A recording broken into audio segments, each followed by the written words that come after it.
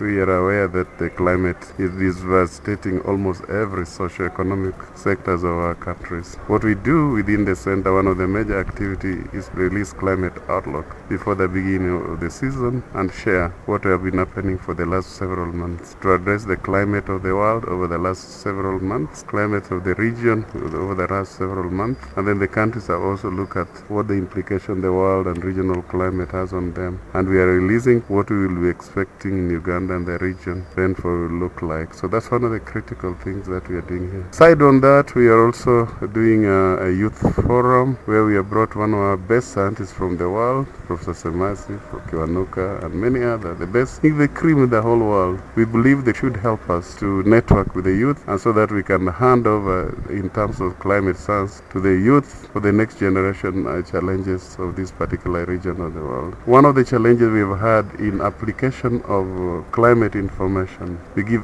early warning products which are extremely very useful, but early warning but no early action. The challenge we have found is that the message does not go up to the community level. They don't understand. The community also have information which they have been working with, living with it for so many generations. And we have the community in Western Kenya which actually they have been using predicting climate at their local level for over 100 years. What we have done in that particular community, do a pilot project where we see what they do, we give them more information, we provide them the latest technology, and we're merging our information with theirs, and we let them actually go to the community with this merged information. We take action with the government and other community leaders on how to use climate information to the betterment of the community. I think the yield has gone 3 times as much, and some places actually over 10 times as much, and this is basically the story we are telling in the book that was launched. One would love to know the name of the book and how many writers are you? Now, the book is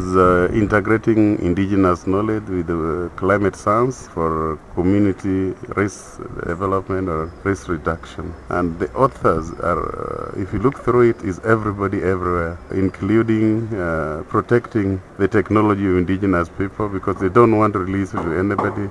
But we have to make sure that we give them, we have to make sure that we integrate the department which can actually protect their science and property rights. And we have over 10 authors, each addressing the particular issue. The book is owned by the community, by the way, and any royalty in the community is going to get most of the royalty from the book. Coming back to the forum and the book. As I say, the forum is to provide information for risk reduction. And we want risk reduction by the government, risk reduction by the NGOs, risk reduction, but we're focusing more the community resilience building, how they can actually take advantage of science and technology from the best that is available in the world and in the region. Uganda, many of them do not know what is available. We really want to put everything together to the community interaction so that they can make a decision better than they were doing without taking climate as a risk decision making. Can you comment about the rainfall outlook for March, May? How can the society or the community take use of it? We now should be able to take to decision makers at very level to see how best they can actually integrate that information with all other information that they use in decision making. I think this is where the most challenge is with the users, that we release information and they want to use that one as the final and everything altogether. I think that's not the way it is. If you are sick, you see a doctor, he tells you to come tomorrow, he watches on you, keep on watching, keep on watching. If the medicine is not working, it changes so that you can get a better medicine. This is what we are going to do. We're releasing this information, but we warn you, you have to use National Weather Services for the improvement that we are going to say whether the patterns are changing so that you can actually change the decision making within the next